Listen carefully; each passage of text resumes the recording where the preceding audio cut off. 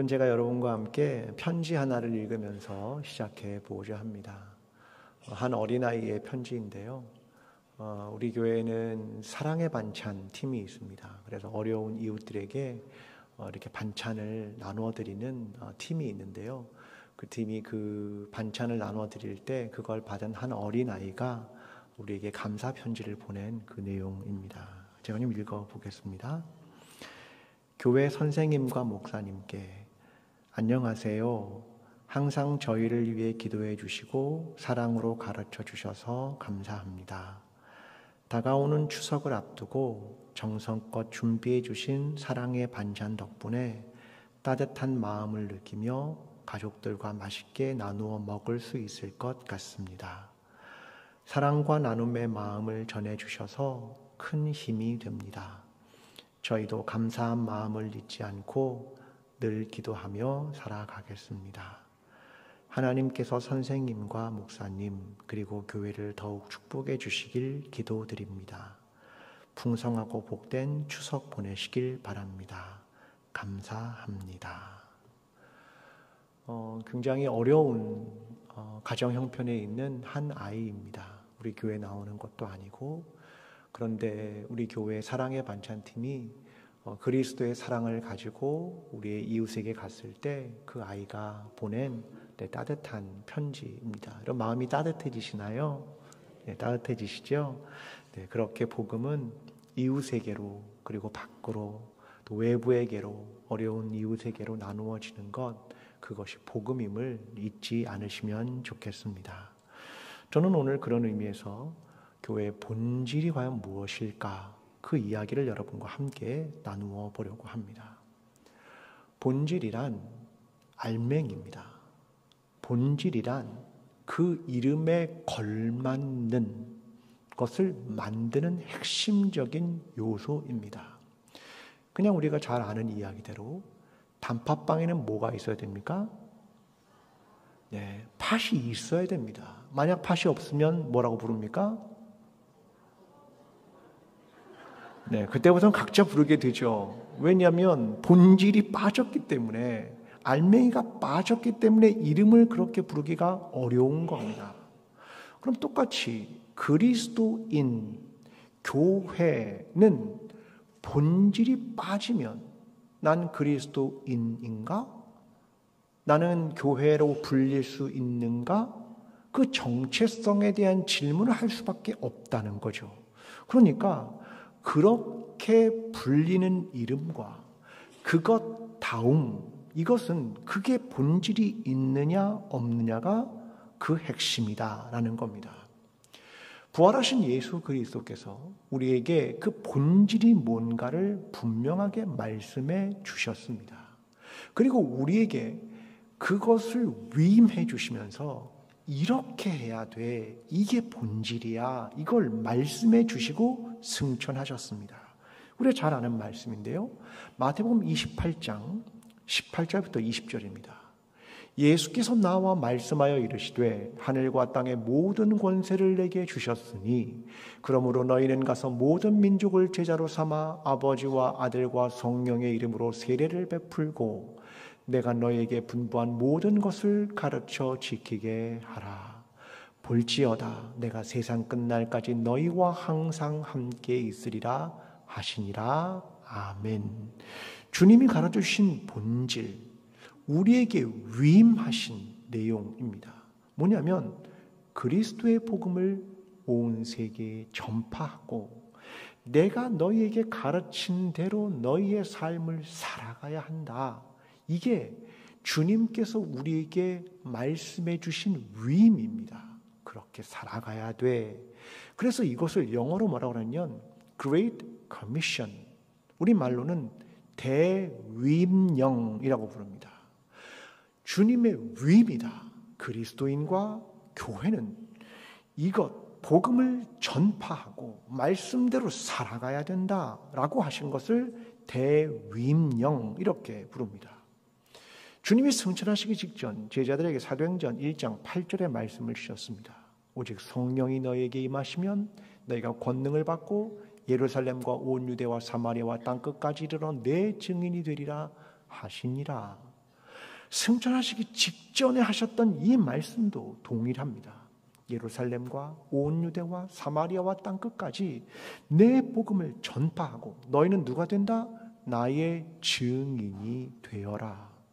복음 전파, 이것이 주님께서 승천하시기 직전에 주셨던 말씀입니다.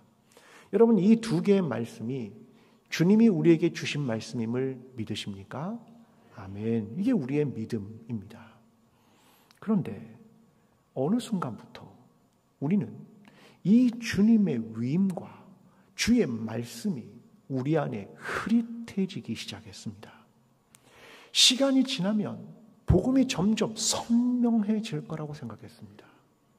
시간이 지나면 나의 신앙이 성숙해질 거라고 생각했습니다. 근데 시간은 오래 흘렀는데 나는 돌아보니 그리 성숙하지 않았습니다. 복음이 내게 선명해지지도 않았습니다. 난 오히려 신앙의 착시 현상을 갖는 것 같습니다. 우리는 여전히 도의 초보에 머무는 것 같습니다. 내 신앙을 보니 여전히 어린 것 같고, 여전히 유치한 것 같고, 여전히 세상과 결별하지 못한 것 같고, 세상의 것과 뒤범벅이 되어 있는 나 자신을 발견하게 됩니다. 그래서 히브리서 기자는 5장 12절에서 이렇게 이야기합니다. 때가 오래되었으므로 너희가 마땅히 선생이 되었을 터인데 너희가 다시 하나님의 말씀의 초보에 대하여 누구에게서 가르침을 받아야 할 처지이니 단단한 음식은 못 먹고 젖이나 먹어야 할 자가 되었도다. 너희가 예수 그리스도를 안 지 그렇게 오래됐는데 여전히 도의 초보에 머물러 있구나. 너희가 시간이 흘러 선생이 되어야 하는데, 누군가를 가르쳐야 하는데 아직도 젖이나 먹어야 하고 단단한 음식을 먹지 못하는구나. 그걸 한탄하면서 쓴 글입니다. 그러면 도의 초보가 뭡니까? 여러분, 기독교의 초보적인 내용들이 뭡니까? 어떤 게 초보입니까? 어떤 게 그 내용입니까? 히브리서는 6장 1절이 이렇게 말합니다. 세 번역으로 읽습니다. 그러므로 우리는 그리스도교의 초보적 교리를 제쳐놓고서 성숙한 경지로 나아갑시다. 죽은 행실에서 벗어나는 회개와 하나님에 대한 믿음과 세례에 관한 가르침과 안수와 죽은 사람의 부활과 영원한 심판과 관련해서 또다시 기초를 놓는 일이 없어야 하겠습니다. 여러분, 신앙의 초보가 뭐라고 말합니까? 회개, 믿음, 안수, 세례, 부활, 심판. 다시요. 회개, 믿음, 세례, 안수, 부활, 심판. 여러분은 처음 온 그리스도인이 되고자 하는 사람에게 이 6가지가 무엇인지 가르칠 수 있으시죠? 도의 초보잖아요. 초보. 가르칠 수 있으십니까? 이건 이거야. 부활은 이거야. 세례는 이거지. 믿음은 이거야. 안수는 이거지. 이걸 가르쳐야 한다. 그런데 여전히 우리는 이 도의 초보에 대한 정의와 그것이 무엇인지를 가르치지 못한다. 왜 그럴까요? 저는 누수가 일어나서 그렇다고 생각합니다. 하나님의 말씀에 누수가 일어나는 겁니다. 하나님의 말씀을 매주 내가 듣지만 그게 자꾸 새나가는 거예요. 여러분, 하나님의 말씀은 그것 자체로 능력이 있습니다. 히브리서 4장 12절 이렇게 말하죠. 하나님의 말씀은 살아있고 활력이 있어 좌우의 날선 어떤 것보다도 예리하여 혼과 영과 및 관절과 골수를 찔러 쪼개기까지 하며 또 마음의 생각과 뜻을 판단하시나니. 하나님의 말씀은 살아있고 운동력이 있어서 너희를 찔러 쪼개고 너희의 생각과 뜻을 판단한다. 그렇게 말씀은 생명력이 있고 운동력이 있다. 그것을 이야기하는 겁니다. 여러분, 하나님의 말씀이 내게 들려지면 그 말씀 자체는 생명력이 있고 운동력이 있다는 사실을 믿으십니까? 믿음이 약해지셨습니까? 여러분, 하나님의 말씀은 생명력이 있고 운동력이 있다는 걸 믿으십니까? 아멘. 그렇습니다. 그 말씀 자체에 그런 힘과 능력이 있는 겁니다. 그런데 우리는 그게 자꾸 누수하는 겁니다. 자꾸 새나가는 겁니다. 그래서 우리가 자라야 하는데, 성숙해야 하는데 여전히 어린아이같이 도의 초보에 계속 매달려 있는 겁니다. 회개해야 돼. 믿음은 이거지. 계속 이 얘기를 반복하고 있는 겁니다. 이게 우리의 신앙적 문제입니다. 그러면 우리의 삶의 자리로 가봅니다. 오늘 우리가 살아가는 사회는 너무 복잡합니다. 매일 우리에게 들어오는, 눈과 귀로 들어오는 정보의 양이 어마어마합니다. 중세시대의 사람들이 겪어보지 못한, 그 사람들이 평생 가져야 할 그 지식과 정보의 양을 우리는 일주일이면 갖습니다. 그 엄청난 정보가 우리에게 들어오니 얼마나 복잡한지 모릅니다. 이제는 그 정보가 어떤 게 참인지 어떤 게 거짓인지 막 섞여 있습니다. 그러니 그런 정보를 막 받아들이는 사회 속에서, 그 복잡한 사회 속에서 우리가 잠깐 멈춰놓고 여기에 대한 하나님의 뜻은 뭐지? 예수 그리스도는 내에서 뭐라고 말씀하셨지? 이걸 내 안에 소화하고 정리하고 주님의 뜻을 분별할 시간조차 없습니다. 그러니 사람들은 아주 얄팍하고 단순하게 생각합니다. 나에게 이익이 되나? 나에게 손해가 되나? 그 깊은 묵상이 사라지고 말씀에 대한 깊은 통찰도 사라지고 그걸 깊이 있게 기도해 보지도 못하고 그냥 이익이냐 손해냐 그걸 판단하는 그것에 머물러 있습니다. 세상이 얼마나 급변하는지 모릅니다. 새로운 것을 우리에게 받아들이려고 합니다. 받아들여 소화하기 전에 또 새로운 게 들어옵니다. 그러니까 현재 속에 과거도 가져야 되고 다가오는 미래도 가져야 되니까 이 현재가 너무 복잡하게 혼재되어 있습니다. 얽힌 실타래처럼 말입니다. 어르신들 다 아시겠지만 여기는 어른도 다 알 겁니다. 젊을 때는 뭘 배워야 한다고 그랬나요? 컴퓨터를 배워야 됩니다. 배우셨습니까? 네, 배우셨죠. 열심히 배웠습니다. 그랬더니 어느 날 스마트폰을 배워야 된답니다. 또 스마트폰 열심히 가서 배웠습니다. 이번엔 키오스크를 해야 된답니다. 또 가서 키오스크 열심히 배웠습니다. 이제 끝났겠지. 내 인생이 끝났어. 그랬더니 AI를 배워야 된답니다. 환장하겠습니다. 언제까지 배워야 되는 겁니까? 이제는 어른들이 젊은 사람을 가르치는 시대가 아니라 젊은 사람이 어른들을 가르치는 시대가 되었습니다. 그렇게 우리의 삶은 급속도로 변해갑니다. 수많은 정보의 양, 복잡한 사회, 참과 거짓이 막 헷갈리는 사회, 새로운 것들이 들어오는 사회, 그 사회에서 그리스도인들이 믿음의 자리가 무엇인지 점점 자리를 잃어가는 것 같습니다. 믿음의 축소를 경험하는 것 같습니다. 여러분, 그럴 때는 정신을 차려야 됩니다. 그리고 어떻게 되냐면 심플하게 생각해야 됩니다. 복잡할 때는 심플하게, 단순하게 생각해야만 갈 수 있습니다.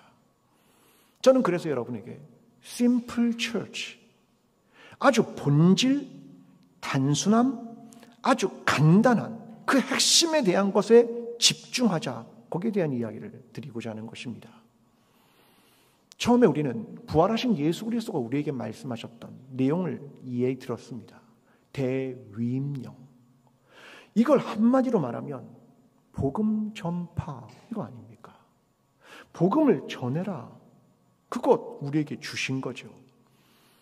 저는 이 본질에 집중하고자 합니다. 그래서 2026년 우리의 교회의 방향을 이렇게 정했습니다. 사도적 성도 흩어지는 공동체.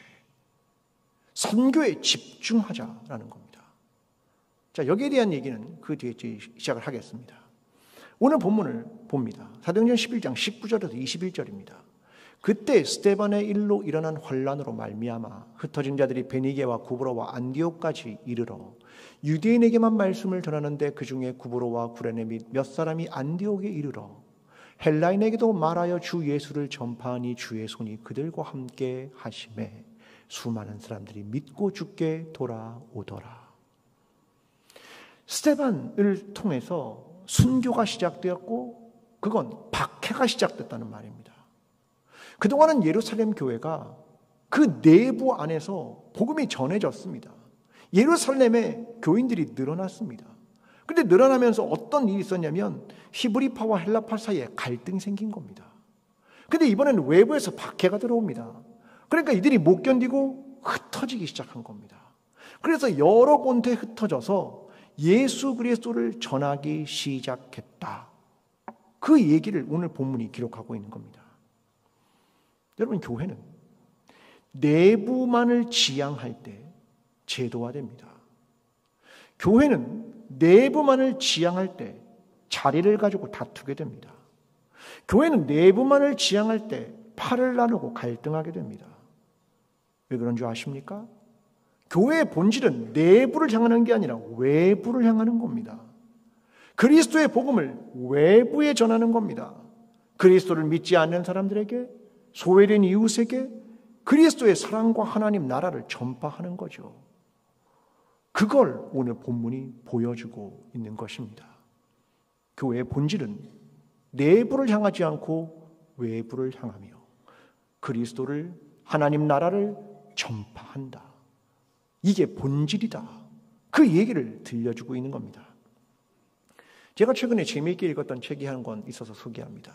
송기령 씨의 시대 예보 경량 문명의 탄생이라는 책입니다. 읽으면 참 좋은 책입니다. 오늘의 시대를 이야기해주는 책이죠. 경량 문명의 탄생이라는 책입니다. 거기에 이런 글이 등장합니다. 이제 우리는 중량 문명 위에 건설된 중량 기업들의 한계를 냉정하게 직면해야 하는 시점에 왔습니다. 규모가 커질수록 복잡도는 훨씬 가파르게 증가합니다. 네트워크 이론에 따르면 참여자가 늘면 연결 가능성은 제곱으로 비례하고 복잡도는 그만큼 증가합니다. 거대한 항공모함은 키를 돌려도 선미가 움직이기까지의 시간이 한참 걸리는 것처럼 변화의 필요성을 인지해도 그 결과를 기민하게 반영하는 것은 어렵습니다. 지금 무슨 말입니까? 과거의 시대는 기업과 조직이나 거대해지려고 했다. 교회도 다르지 않죠. 거대한 교회가 되려고 했다. 그런데 앞으로의 시대는 거대함이 당신들의 안전을 보장하지 않습니다. 그 말입니다. 중량이 커다랗게 되면 안전할 거라고 생각했는데 그렇지 않다. 무겁던 질서는 해체될 것이고 느린 조직은 추락할 것이다. 생존은 덩치가 아니라 변화에 대한 빠른 반응, 그것만이 생존할 수 있게 될 것이다. 그런 말입니다. 이걸 교회로 적응하면 이거죠. 교회가 무거운 이것저것 하지 말고 경량으로 본질에 집중해라. 조직과 구조를 경량화시켜야 된다. 의사결정 구조를 빠르게 반응하는 것으로 변화하지 못하면 교회는 살아남지 못할 것이다. 그렇게 들립니다. 2000년 된 교회의 역사는 교회가 점점 비대해졌습니다. 구조와 제도가 점점 복잡해졌습니다. 의사결정 구조 자체가 빠르게 응답하지 못하고 전통적인 방법, 수직적, 지시적, 권위적 모습으로 남아 있습니다. 그러니 변하는 세상을 수용하기가 너무 어려운 겁니다. 초대교회는 아직 제도화되지가 않았습니다. 왜? 처음이니까. 아직 제도도 별로 없습니다. 그들은 어떤 구조도 별로 없습니다. 그들은 무겁지도 않습니다. 그들은 딱 하나 있습니다. 예수 그리스도의 말씀. 그 말씀에 대한 순종. 그 말씀은 살아있고 운동력 있다. 그 말씀에 대한 순종. 아주 단순했습니다. 그것이 초대교회가 변화를 시작한 근본입니다. 오늘도 똑같습니다. 우리도 경량화시키지 않으면, 의사결정 구조를 바꾸지 않으면 본질에 집중하지 않으면 안 된다. 결국 초대교회와 비슷한 것이 오늘날 맞아떨어지고 있는 겁니다. 사도행전을 마무리하고 있는 마지막 구절이 이것입니다. 사도행전 28장 30절과 31절. 바울이 온 이태를 자기 셋집에 머물면서 자기에게 오는 사람을 다 영접하고 하나님 나라를 전파하며 주 예수 그리스도에 관한 모든 것을 담대하게 거침없이 가르치더라. 여기는 두 가지가 보입니다. 첫째, 형태입니다. 바울이 마지막에 했던 사도행전의 최종적 얘기는 이겁니다. 형태. 어떤 형태냐? 자기에게 오는 사람을 다 영접하고 오는 사람을 다 환대했다. 그들을 영접했다. 그들을 받아들였다. 이게 하나의 형태. 두 번째 형태, 담대하고 거침없이 가르쳤다. 무엇을? 복음을. 이 두 가지입니다. 오는 사람을 영접하고 환대하는 일, 담대하고 거침없이 복음을 전파하는 일, 이 두 가지의 형태가 있었다. 내용은 두 가지죠. 하나님 나라와 예수 그리스도에 관한 모든 것. 이게 내용입니다. 하나님 나라와 예수 그리스도에 관한 것을 찾아오는 모든 일들을 환대하고 영접하며 그들에게 이것을 담대하고 거침없이 가르쳤다. 이게 사도행전의 마지막 결론입니다. 오늘 우리는 다시 본질로 돌아가야 합니다. 하나님 나라와 예수 그리스도, 그리고 그들을 영접하고 그리고 담대하고 거침없이 복음을 가르치는 것, 그것입니다. 그래서 2026년도 내년도의 목표를 이렇게 정했습니다. 사도적 성도, 흩어지는 공동체. 되게 낯설겠죠. 이게 무엇인지 설명하겠습니다. 사도적 성도, 흩어지는 공동체.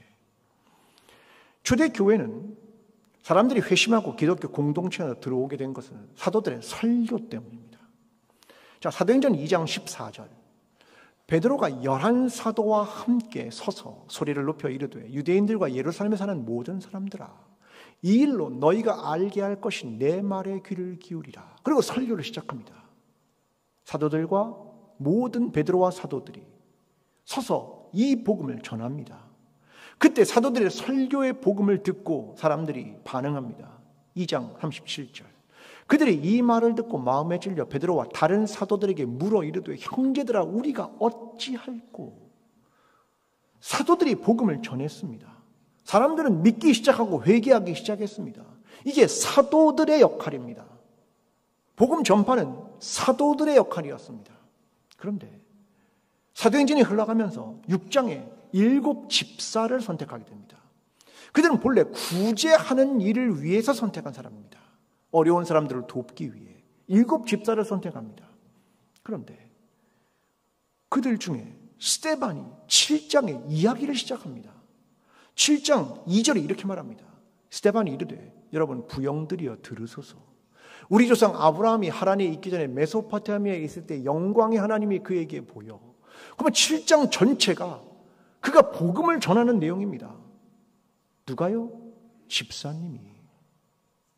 사도들이 설교함으로 복음이 전했던 일이 집사님들, 직분자로 확대되는 내용입니다. 그가 복음을 7장 전체에서 복음을 꿰입니다. 그리고 복음이란 이것이야. 이걸 전하기 시작합니다. 사도들로부터 집사에게로, 그리고 이후에 모든 그리스도인에게로 오늘 본문이 전해진다. 그들 모두가 복음 전파에 들어온다. 이걸 얘기하는 겁니다. 니케아 콘스탄티노플 신조라는 게 있습니다. 우리로 말하면 사도신경 같은 고대에 되게 중요한 신조입니다. 여기에 교회에 대한 믿음을 이렇게 그들은 고백합니다. 우리는 하나의 거룩한 보편적인 사도적 교회를 믿습니다. 이겁니다. 다시, 우리는 하나의 거룩한 보편적 사도적 교회를 믿습니다. 이게 교회에 대한 고백입니다. 교회는 4가지 특징이 있어야 교회입니다. 그 말입니다. 그러면 사도적이라는 말은 무슨 말입니까? 이 사도적이라는 말은 뭡니까? 사도들로부터의 신앙을 계승받는다. 그런 말입니다. 그리고 사도들이 전한 복음, 이게 이 교회 안에서 살아있다 그런 말입니다.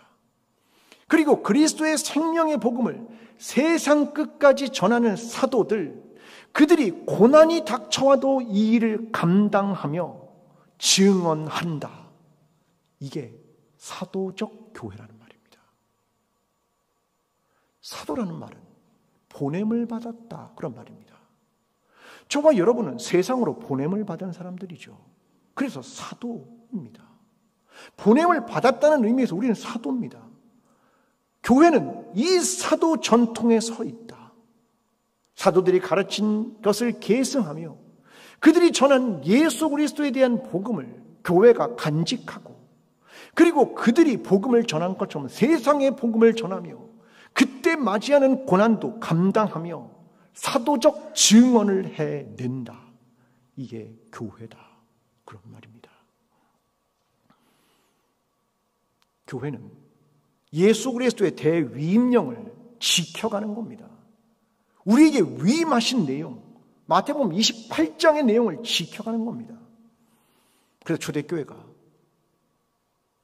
성장을 시작했습니다. 3세기까지 복음이 계속 증가되며 성장했습니다. 2세기에 쓰인 디오그네투스가 보낸 편지에 이런 기록이 있습니다. 그리스도인들이 날마다 더욱더 증가하고 있다. 2세기입니다. 3세기 초에 터툴리아누스가 이렇게 말합니다. 그리스도인들은 아주 많은 사람들, 거의 모든 도시의 대다수 사람들이 그리스도인이다. 그보다 50년 후에 오리게네스가 가이사랴에서 이렇게 선교합니다. 주님의 위대하심을 보십시오. 우리 주 예수님이 온 세상에 알려지셨습니다. 그분이 하나님의 능력이시기 때문입니다. 주님이시며 구주이신 분의 능력이 우리의 세상과 분리된 브리튼에 있는 이들과 마우레타니아에 있는 이들과 해 아래에서 그분을 이름을 믿는 모든 이들이 함께 계십니다. 그의 능력은 온 세상으로 퍼져나가고 있습니다. 여러분, 이것이 계속해서 3세기에 이루어졌습니다. 4세기에 콘스탄티누스 황제가 즉위하기 전에 기독교인들이 로마에 얼마냐면 500에서 600만 명이 되었습니다. 이 숫자는 로마 제국의 8%에서 12% 되는 놀라운 숫자였습니다. 기독교인들이 그렇게 확장되고 복음이 그렇게 전해졌다. 한 사회학자는 이 숫자를 가지고 통계를 냈습니다. 이 정도가 되려면 10년마다 40%씩 증가해야 가능한 숫자다라고 말하는 사람도 있습니다. 여러분, 이건 뭐냐면 아주 간단합니다. 대위임령에 대한 순종입니다. 주님의 말씀에 대한 순종입니다. 그러면 어떤 분이 이렇게 질문하겠죠. 목사님, 교회 부흥을 원하시는 겁니까? 여러분, 제가 오늘 여러분에게 얘기하고 싶은 건 그건 결과지요. 중요한 건 본질을 잃어버리지 말자는 겁니다. 대위임령 예수 그리스도의 말씀을 잃어버리지 말자. 여러분, 최근에 예수 그리스도의 복음을 전한 건 언제입니까? 최근에 나가서 노방전도한 건 언제고요? 최근에 단기 선교를 나간 건 언제십니까? 가까운 이웃과 가족들에게 복음을 전한 건 언제입니까? 기억이 안 납니다. 근데 여러분, 대위임령은 예수 그리스도께서 이렇게 위임해 주신 겁니다. 그렇게 해라. 여러분, 본질이 사라지면 비본질이 그 자리를 차지하는 겁니다. 본질을 잃어버리면 비본질이 점점 그 자리를 거대하게 자리를 차지합니다. 비본질이 커졌다는 건 본질을 잃어버렸다는 반증입니다. 어떤 교인들은 장로님이 되고 싶어 하시죠. 본질이 뭔데요? 종이 되는 겁니다. 여러분, 장로님이 된다는 건요, 종이 된다는 거예요. 근데 그렇게 하고 싶어 하시더라고요. 여러분, 어떤 분들은 부서의 장이 되려고 합니다. 그렇게 노력을 합니다. 권력 행사를 생각하시는 모양인데 본질은 뭔데요? 섬김입니다. 내가 더 낮아지고 더 낮아지는 섬김이에요. 그게 본질입니다. 어떤 사람들은 자기끼리 모여 있어요. 아는 사람끼리만 모여서 교제합니다. 교회의 본질은 아는 사람끼리 모이는 게 아니라 세상의 빛과 소금으로 나가서 그리스도의 복음을 전하는 게 본질입니다. 그런데 본질을 자꾸 잊어먹으니까 비본질이 자꾸 커지는 겁니다. 여러분, 본질은 대위임령입니다. 복음의 전파, 생명의 구원, 선교입니다. 여러분, 제가 오늘 얘기한 건 목적이라고 부릅니다. purpose입니다. 목적. 큰 그림을 그리는 겁니다. 근데 목표를 제시하려고 합니다. 이건 구체적입니다. 왜냐하면 그래야 이후에 평가가 가능하기 때문입니다. 내년도에 선교해야 할 목표를 제시하고자 합니다. 장로님들은 10명입니다. 안수리 집사님과 권사님들은 5명입니다. 집사님들은 2명입니다. 성도님들은 1명입니다. 일부 때도 이거 얘기하니까 깔아앉더라고요. 여러분, 본질에 집중하고자 하는 겁니다. 선교에 집중하려고 하는 겁니다. 예수 그리스도의 대위임령에 집중하려고 하는 겁니다. 여러분, 어떤 분들이 질문하겠죠. 목사님, 은퇴자는요? 은퇴자. 복음에 은퇴하셨습니까? 아니겠죠. 그분도 마찬가지입니다. 어떤 분은 그러겠죠. 목사님, 교회 주일날 제가 요거 사역 안 하면 큰일 납니다. 죄송합니다. 하나도 안 큰일 납니다. 괜찮습니다. 복음 전하고 새로운 사람 데리고 오는데 그거 양해 못할 사람 아무도 없습니다. 여러분, 중요한 건 본질을 회복하는 겁니다. 저와 여러분이 우선순위를 바꾸십시오. 교회가 다시 교회가 되기 위해서는 예수 그리스도의 대위임령에 순종해야 하는 것이고, 복음을 전하는 이 본질을 회복할 때 교회는 교회다움을 가질 수 있게 되는 겁니다. 오늘 저와 여러분이 예수 그리스도의 대위임령, 주의 말씀에 순종하게 되는 저와 여러분이 되기를 간절히 기도합니다. 이상하게 오늘은 이거 하게 하면 아멘이 너무 작아가지고 다시 한번 하겠습니다. 예수 그리스도의 대위임령에 순종하게 되는 저와 여러분이 되기를 간절히 기도합니다. 아멘. 지난 2회 동안 우리는 모이는 교회에 집중했습니다. 공동체와 마을로 모이는 것. 여러분 그동안 참 수고하셨고 잘 함께 모이셨습니다. 그런데 제가 반복해 말씀드리지만 모이는 건 흩어지기 위한 겁니다. 모임과 흩어짐의 균형은 대단히 중요합니다. 자, 본문 사도행전 11장 19절 이렇게 말합니다. 그때 스데반의 일로 일어난 환란으로 말미암아 흩어진 자들이, 자, 환란으로 흩어지기 시작했습니다. 신학자들은 이렇게 말합니다. 예루살렘 교회가 예루살렘의 공간 안에 갇혔다. 우리끼리만 모였다. 유대인들만 모였다. 그래서 그 안에서 헬라파와 히브리파 사이에 갈등이 생긴 겁니다. 핍박이 일어나자 하나님이 강제로 흐트러뜨렸다라고 선교학자들은 말합니다. 그 다음 본문 19절에서 20절이 이렇게 말합니다. 뭐 했냐 흩어진 자들이. 흩어진 자들이 베니게와 구브로와 안디옥까지 이르러 유대인에게만 말씀을 전하는데, 흩어진 자들이 누구에게 말씀을 전한다고요? 유대인에게만. 옛날에 했던 패턴을 못 버린 겁니다. 나가가지고도 유대인에게만 복음을 전하고 있는 겁니다. 만약 그랬다면 기독교는 세계적으로 흩어지는 일들이 없었고 유대인의 유대교의 한 종파가 됐을 겁니다.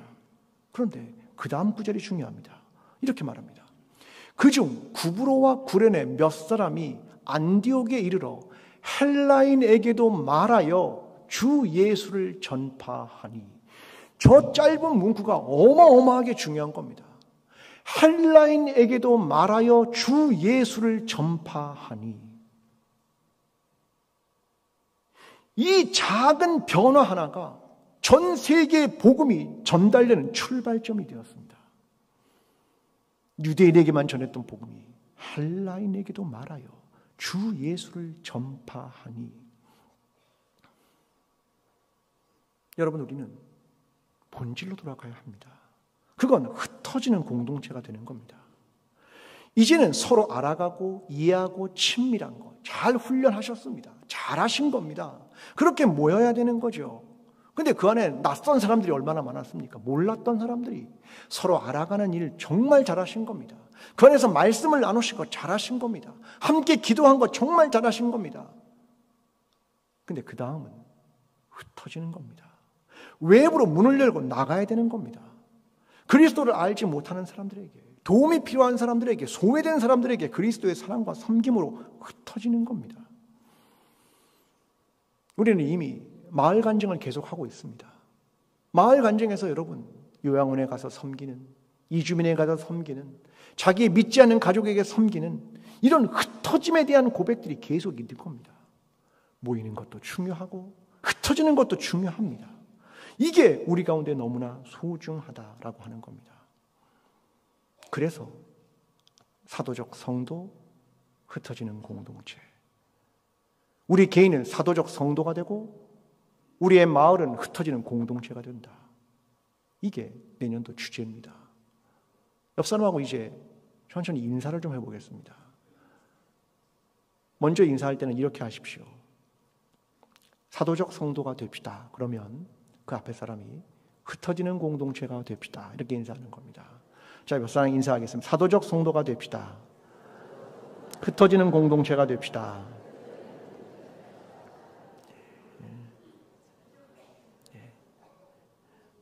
이걸 점점 입에 붙여야 될 겁니다, 이제.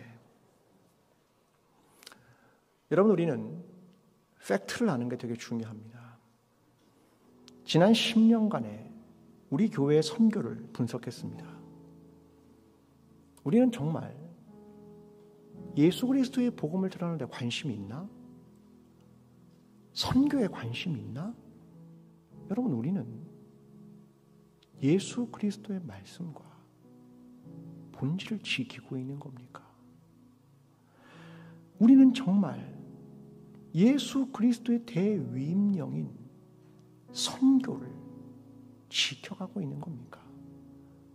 아니면 비본질에 관심이 너무 많은 거 아닙니까? 우리 자신을 돌아보고 회개하고 각성하고 비본질에서 돌아서서 예수 그리스도의 대위임령과 사도들의 가르침을 다시 생각하고 저와 여러분 모두가 사도적 성도, 흩어지는 공동체가 되는 광주 제1교회가 되기를 간절히